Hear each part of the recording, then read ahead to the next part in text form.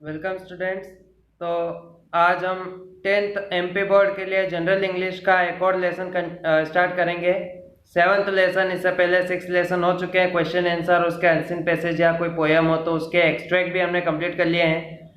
तो अब अगर अभी भी आपने कभी लेट स्टार्ट किया हो यदि पढ़ना, तो इसको पहले जाके देखे पिछले लेसन्स को, उसके बाद ही इसको आगे देखने आपके मतलब का होगा। तो 7th लेसन हम देखें कि बहुत अच्छा है। एंगर है ना, एंगर मतलब गुस्सा, क्रोध को कहते हैं। और गुस्से के ऊपर तो जो लिखा है इस समय पोइट ने, तो हम देखते हैं कि क्या लिखा है, क्योंकि वाकई में गुस्सा जो है वो तो किसी को भी आता है, चाहे वो इंसान हो, जानवर हो, तो या कितना ही धैर्यवान हो तो भी गुस्सा तो आ ही जाता है किसी भी बात को लेके। तो ये जो गुस्सा है इस बारे में लिखा है कि गुस्सा आखिर क्रोध के बारे में, कि क्रोध क्या है। और हम देखते हैं कि पोयम में क्या क्या बताया इस बारे में। तो देखें कि फर्स्ट स्टेंजा जो है, O anger is an ugly thing and spoils the fairest face. कि गुस्सा क्या है, एक अगली चीज है ना, एक भद्दी चीज है, एक बुरी चीज है। क्यों? क्योंकि ये खूबसूरत चेहरे को भी बिगाड़ देती है, स्पॉइल कर देती है। स्पॉइल करना मतलब बिगाड़ना। फेयरेस्ट कहते हैं सबसे खूबसूरत को, है ना, खूबसूरत फेयर को कहते हैं, लेकिन सबसे खूबसूरत को फेयरेस्ट। अगली मतलब भद्दा, जो बदसूरत हो।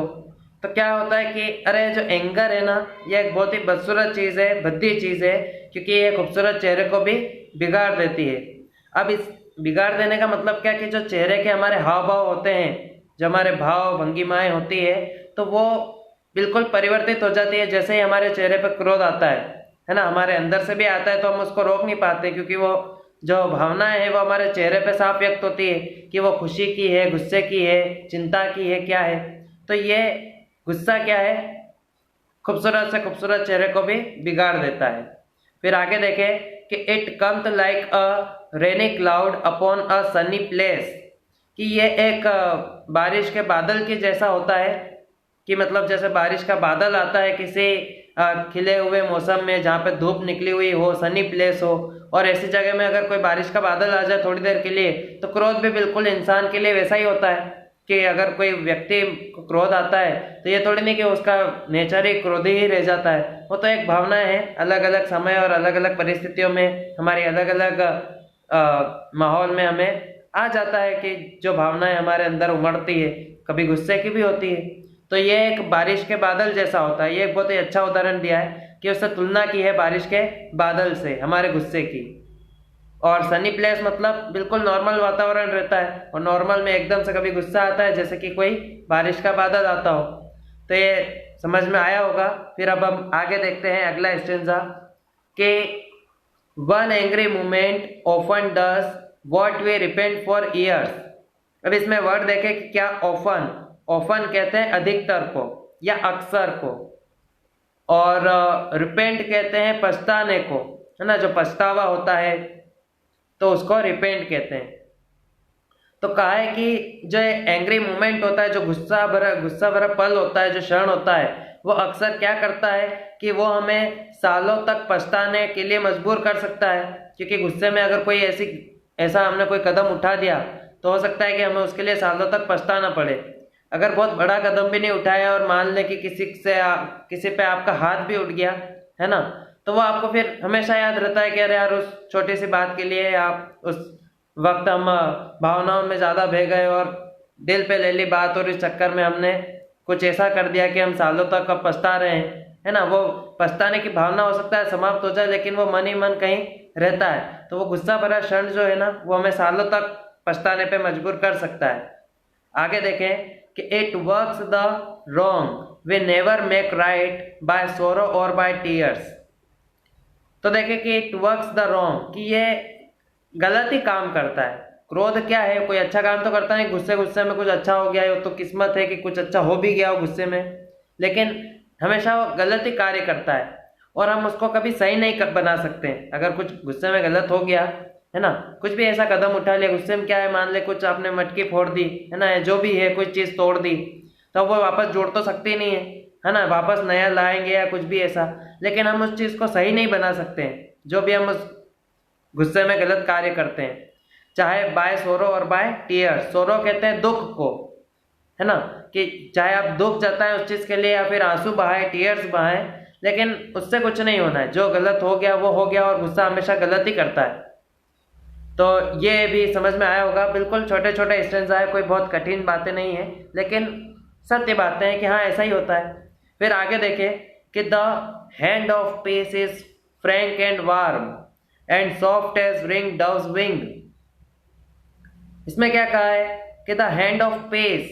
अब इसमें आप पहले तो शब्दों के ऊपर अगर जाएंगे तो आप पहले उस शब्दों का अर्थ समझे कि जो क्या बताया है। पीस कहते हैं शांति को, और फ्रैंक कहते हैं सरल को, जो बिल्कुल सरल होता है। वार्म कहते हैं थोड़े गर्म यानी कुनकुने को। इसमें एक वर्ड है डव। डव हमने सुना होगा, डव शैम्पू, डव साबुन, है ना, तो वो तो होता ही है। लेकिन डव का मेन अर्थ जो होता है वो कहते हैं जो मादा कबूतर होता है ना, यानी कि कबूतरी को, है ना, मतलब जो ओरिजिनल कबूतर होता है उसको तो पिजन कहते हैं, लेकिन उसकी जो मादा कबूतर होती है उसे हम डव कहते हैं, कबूतरी। तो क्या समझाना चाह रहे हैं इन दो लाइनों में कि जो शांति का हाथ होता है वो सरल और कुनकुना होता है, जैसे कि कोई कबूतरी का पंख जैसा मुलायम, है ना। यहाँ पे कोई शांति नहीं है कि भाई कौन है शांति ने उसका हाथ कहाँ से आ गया बीच में क्रोध में, है ना, कोई शांति की बात नहीं हो रही है ना। यहाँ पे जैसे कि हमारे सिर पे कई बार क्रोध चढ़ जाता है, गुस्से का पारा चढ़ जाता है, तो हम उसमें जो गलत कार्य करते हैं, है ना, तो उसको हम कभी सुधार तो सकते नहीं है। तो ऐसे ही जब हमारे सिर के ऊपर शांति का हाथ होता है, शांति का हाथ मतलब कि जब हम नॉर्मल होते हैं, बिल्कुल खुश मिजाज होते हैं, है ना, और तो उस वक्त जो शांति होती है हमारे ऊपर, तो वो बिल्कुल सरल होती है और कुनकुनी होती है। कुनकुनी होने का मतलब है कि हमें वो आराम का अनुभव कराती है, हमें हमारे ऊपर बोझ का जो है वो आभास नहीं कराती है। और उसी तरह से कि वो जैसे कि कोई कबूतरी का पंख मुलायम होता है ना। मुलायम होने का मतलब है कि हमारे जो ऊपर से जो मानसिक बोझ होता है वो कम होता है, हम खुशी का अनुभव करते हैं। तो उस तरह से तुलना करके कहा है कि हम जब शांत चित्त से कोई निर्णय लेते हैं तो उस वक्त सब कुछ अच्छा होता है ना, बिल्कुल फ्रैंक एंड वार्म, सब कुछ सरलता से चलता है, बिल्कुल कुनकुना जैसा कि नॉर्मल होता है। और जब हमें खुशी मिलती है, हम शांतिपूर्ण चित्त से कोई कार्य करते हैं, तो वो किस तरह का होता है, तुलना किससे की है उसको, कबूतरी के पंख से, कि उसके जैसे मुलायम होता है, सब कुछ नॉर्मल चलता है, हम खुश रहते हैं। तो इस तरह से पोइट ने कुछ समझाने की कोशिश की है। फिर अगली दो लाइन में देखें कि and who क्वेल्स an angry thought is greater than a king, है ना। इसमें एक वर्ड है क्वेल्स। क्वेल कहते हैं ठहरने को या फिर हराने को। क्वेल यहाँ पे हराने का अर्थ है कि और ऐसा कोई व्यक्ति जो हरा देता है गुस्से भरे विचारों को। विचार तो सबके अंदर आते हैं, लेकिन बात क्या हो रही है, जब हम क्रोध जताते हैं, क्रोध सामने ले आते हैं, है ना, हम अपने अंदर वो जो पेशेंस है, जो धैर्य है, वो नहीं रख पाते हैं, तो उस वजह से फिर स्थितियाँ बिगड़ती है। लेकिन इसके में क्या कहा इस लाइन में कि ऐसा व्यक्ति जो हरा देता है गुस्से भरे विचारों को, वो एक राजा से भी महान है ना। देखें, राजा में हर तरह के गुण होने चाहिए अगर एक अच्छा राजा होता है। आजकल तो राजा महाराजा सब चले गए, लेकिन हम जानते हैं कि एक राजा कैसा होता है, तो वह राजा से भी महान है जो गुस्से भरे विचारों को हरा दे। तो इस तरह से तुलना की है कि अगर आप गुस्से पे काबू पा लेते हैं तो आप कितने बड़े धैर्यवान और कितने अच्छे क्वालिटी वाले व्यक्ति हैं, क्योंकि आप राजा से भी महान है। तुलना ही उस लेवल पे की है ना कि आप कितना कुछ पा लेते हैं, हासिल कर लेते हैं जब आप एक गुस्से पे नियंत्रण पा लेते हैं। और ये अपनी पोएम का एक लास्ट स्टेंजा है कि कहा है, ever remember in the youth that he who firmly tries to conquer and to rule himself is noble, brave and wise. इसमें एक तरह से पूरा सेंटेंस ही है, उसको पार्ट में बांट दिया है।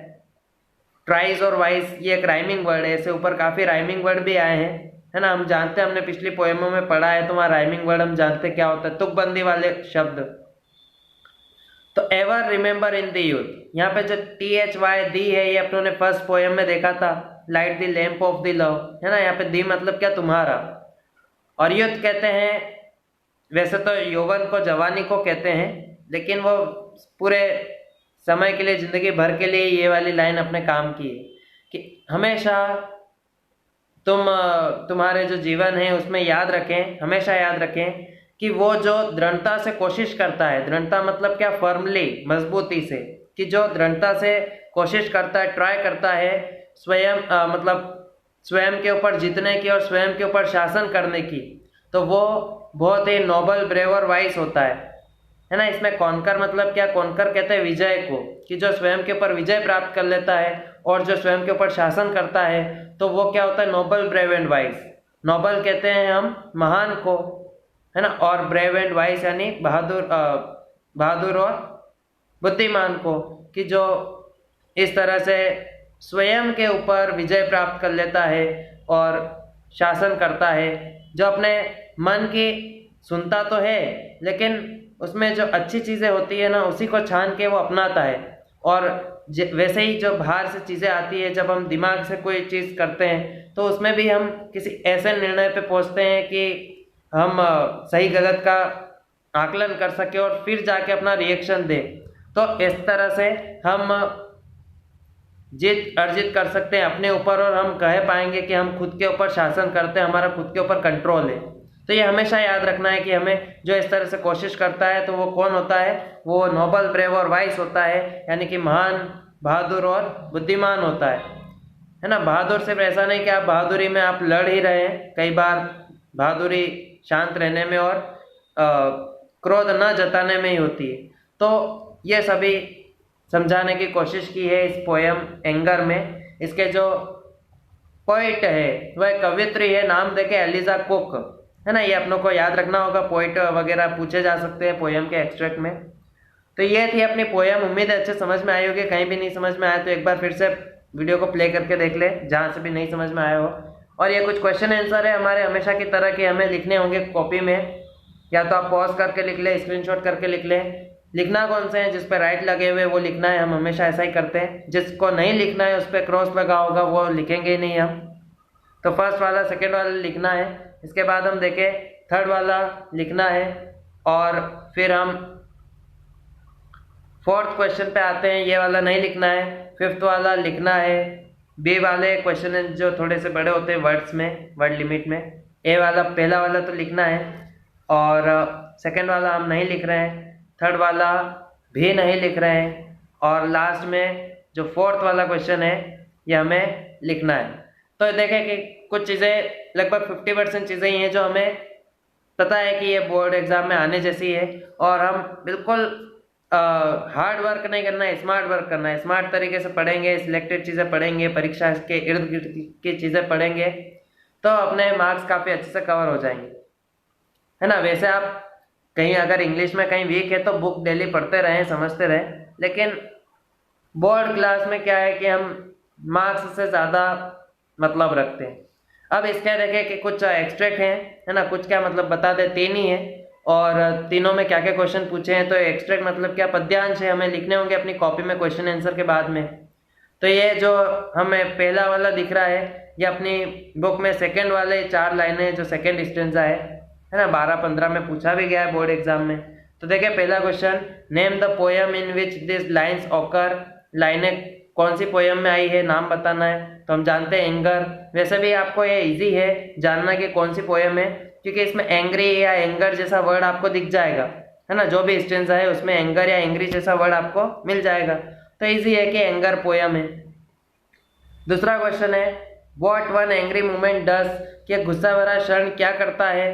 तो ये आप इसमें देख लें कि नीचे आंसर भी वैसे दिए हुए हैं, है ना, लेकिन आप थोड़ा अपने शब्दों में भी लिख सकते हैं कि क्या करता है। तो one angry moment makes us repent for years. ये तो बिल्कुल लिमिटेड शब्दों में, कम शब्दों में बताया है कि गुस्सा भरा क्षण जो है वो इस पोयम के लाइनों के हिसाब से जवाब देना है कि वो हमें सालों तक पछताने के लिए मजबूर कर सकता है ना।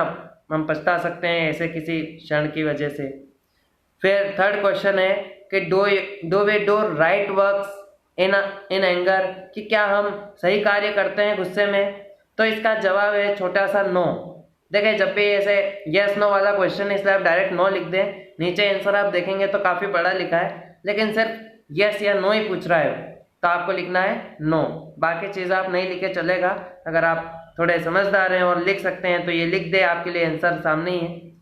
और फोर्थ वाला क्वेश्चन है, इसमें आपको 3 ऑप्शन दिख रहे हैं। फोर्थ वाले में वैसे आपको 2 क्वेश्चन दे दिए हैं और उन दोनों के ही आपको 3 ऑप्शन दिए हैं।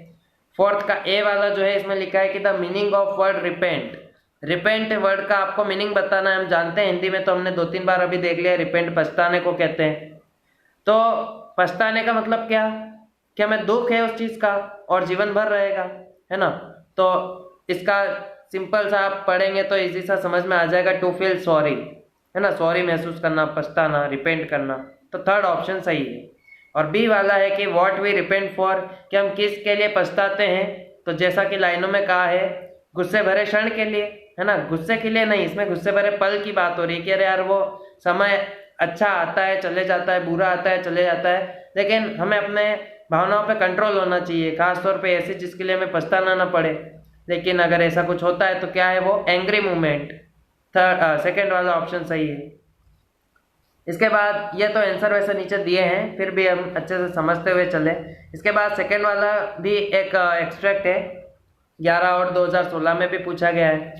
तो इसका पहला क्वेश्चन है कि what is the name of the poem. Poem का नाम बताना, एंगर है, इजी सा है।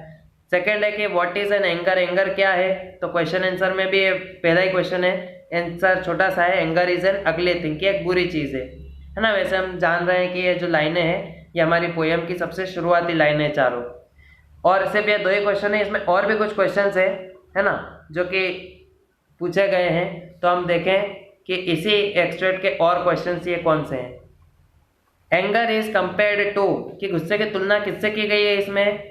तो अगर आपने अच्छे से पढ़ा है, जो मैंने समझाया है, तो इसकी तुलना की गई है बारिश के बादल से, है ना। जो बारिश का बादल होता है उससे, पानी वाला बादल। तो ये बी वाला क्वेश्चन ऑप्शन सही है। बारिश का बादल क्या आया, बरसा और चले गया, बस वैसा ही कि गुस्सा क्या है, आया, निकला और चले गया।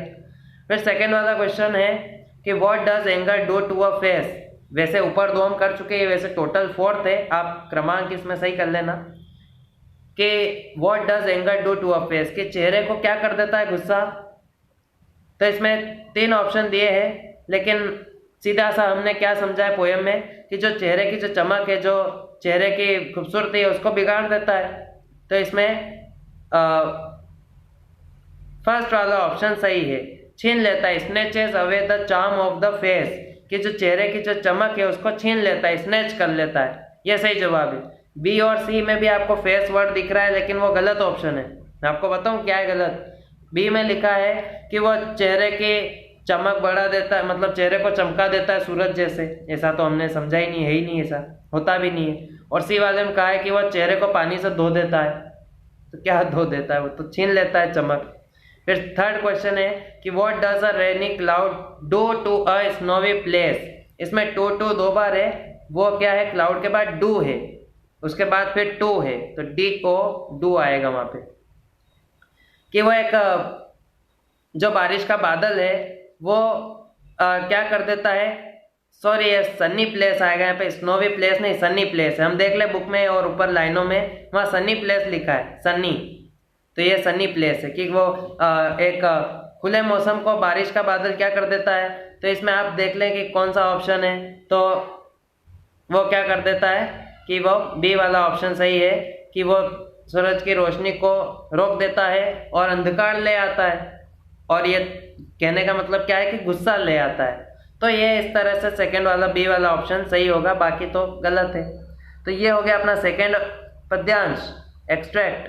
और थर्ड और लास्ट है अपना द हैंड ऑफ पीस, शांति के हाथ वाला, है ना। हम जानते हैं कोई शांति नहीं है यहाँ पे। शांति मतलब हमारे मन की शांति, हमारा पेशेंस, हमारा धैर्य, हमारा चित्त। तो इसके हम देखते हैं कि क्या क्या क्वेश्चन है। पहला है in which poem do this lines occur, कि कौन सी पोएम में लाइनें आती है। तो मतलब पोएम का नाम बताना है। एंगर सिंपल सा आप लिख दें, या फिर पूरा सेंटेंस जैसा नीचे आपको उत्तर में दिख रहा है वैसा लिख दें। सिंपल रखें आंसर को। मैं तो चाहता हूँ कि आप एंगर लिखेंगे तो भी फुल मार्क्स मिलेंगे। फिर सेकेंड वाला क्वेश्चन है कि how is the hand of peace, शांति का हाथ कैसा है। इन लाइनों में जो कहा है शांति का हाथ कैसा है, तो इसका आंसर इजी सा है, आप पहली लाइन ऐसी की ऐसी पूरी छाप दें, आपका आंसर सही हो जाएगा, 1 मार्क्स मिल जाएगा। कि शांति का हाथ फ्रैंक एंड वार में, है ना, सरल और कुनकुना है। इसके बाद थर्ड वाला question, who is greater than a king. तो ये क्वेश्चन आंसर में भी है, आप क्वेश्चन आंसर जो आपने लिखे है ना उसमें थर्ड वाला क्वेश्चन या सेकंड वाला यही है कि कौन है राजा से भी महान। तो हम वैसे तो क्वेश्चन आंसर याद करेंगे ही सही, लेकिन फिर भी अगर लाइनों में से आप देखना चाहते हैं तो the person who क्वेल्स an angry thought is greater than a king, आपको इस तरह से लिखना होगा जैसा कि नीचे आपको दिख भी रहा है, या तो नीचे दिख रहा है वैसा लिख दें, या फिर जो मैंने कहा है कि आप द पर्सन हु, ही की जगह क्या करेंगे, नीचे की 2 लाइनों में एंड को तो लिखना ही नहीं और ही की जगह पे लिखना है द पर्सन, और फिर पूरा लिख दें आप देन अ किंग तक, कि ऐसा व्यक्ति जो गुस्से भरे विचारों को हरा दे वो राजा से भी महान है। इसके बाद फोर्थ क्वेश्चन है कि क्वेल मीन्स, क्वेल वर्ड जो आया है नीचे से दूसरी लाइन में, इसका अर्थ क्या है। तो इसमें क्वेल हराने की बात होती है ना, हराना। तो यहाँ पे सेकेंड और थर्ड तो नहीं है, सक्सीड या हंग्री। सक्सीड कहते हैं सफलता को, हंग्री कहते हैं भूखे को, यहाँ तो कोई भूखा तो है ही नहीं। फर्स्ट वाला ऑप्शन सही है, सुप्रेस। सुप्रेस मतलब दबाना, जब हम दबाते हैं किसी की आवाज़ को या फिर हरा देते हैं उस चीज़ को, है ना, तो उसको हम क्वेल कहते हैं, सुप्रेस वर्ड है। और फिफ्थ क्वेश्चन है कि which word rhymes with king, कौन सा वर्ड है जो राइम करता है किंग के साथ। राइम मतलब तुकबंदी वाला, जैसा आपने पोयम में जानने की कोशिश की थी। तो तुकबंदी वाले वर्ड हमें कहाँ मिलते हैं, सही जवाब हमेशा पोयम की लाइनों में आखिरी वर्ड होते हैं जिनका उच्चारण और बोलने में जो तुकबंदी है सेम होती है। तो वार्म किंग के साथ अगर हम जोड़ी जमा के देखें आखिरी शब्दों की, तो वार्म किंग कुछ भी नहीं मिल रहा है, विंग किंग बिल्कुल मिल रहा है, थॉट किंग नहीं मिल रहा है। तो विंग ही इसका सही जवाब है। राइम किसके साथ कर रहा है, विंग के साथ। और बाकी ऑप्शन को अगर हम देखें तो वो तो वैसे ही गलत है ना, वो लाइनों के बीच में आ रहे हैं, लास्ट में तो आ ही नहीं रहे। तो हम अपने उत्तर तक खुद पहुंचे अपनी समझ अपने ज्ञान के हिसाब से, और इस तरह से हम लिखे अपने आंसर्स को कि उसके हमने अपनों को फुल मार्क्स में मिले, है ना। जितना पूछा उतना तो जरूर लिखे, जरूरत से ज़्यादा भी नहीं। तो इस तरह से ये अपनों ने पूरा 7 लेसन कंप्लीट किया। उम्मीद है कि पूरा अच्छे समझ में आया होगा। वीडियो को पूरा देखें, ऐसा नहीं कि हम अधूरा अधूरा देख रहे हैं, ठीक है ना। पूरा अच्छे समझ में आएगा तो आप एक बार अच्छे समझेंगे तो आपको बार बार उस चीज़ को टाइम उतना नहीं देना पड़ेगा। तो ठीक है, मिलेंगे नेक्स्ट वीडियो में नेक्स्ट टॉपिक पे। Thank you.